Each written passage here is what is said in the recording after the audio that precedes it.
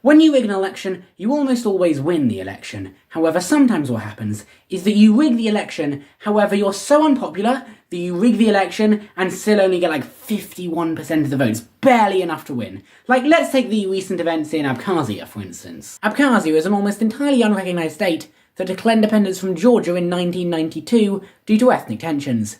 Since then, it's become almost entirely dependent on Russia, with a good chunk of its state budget being financed by Russia, and, due to the fact that an Abkhazian passport won't let you into any countries, many Abkhazians also carry a Russian passport.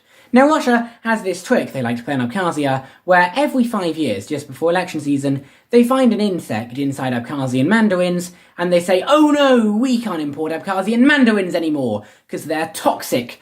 Wow, this is going to hurt the Abkhazian economy so much.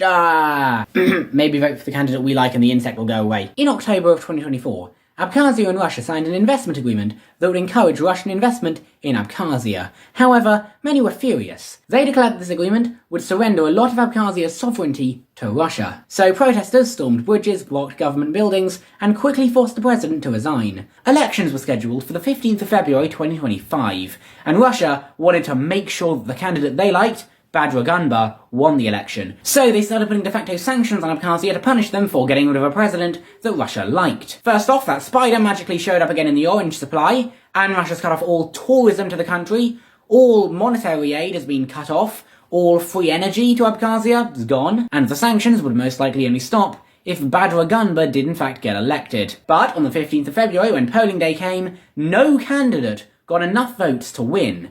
So they scheduled another election for the 1st of March. That was last Saturday, a week ago as you're watching this. But surely after 2 whole more weeks of Russian sanctions, the people of Abkhazia would feel the suffering a bit more and vote for the candidate Russia liked to appease them.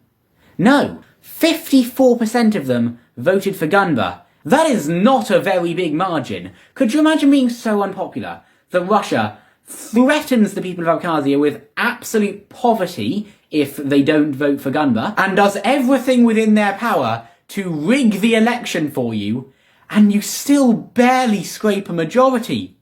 Gunba, do better! So Badra is now the new president of Abkhazia. He went on a trip to Moscow the other day, so that is the tea that's going on in Abkhazia.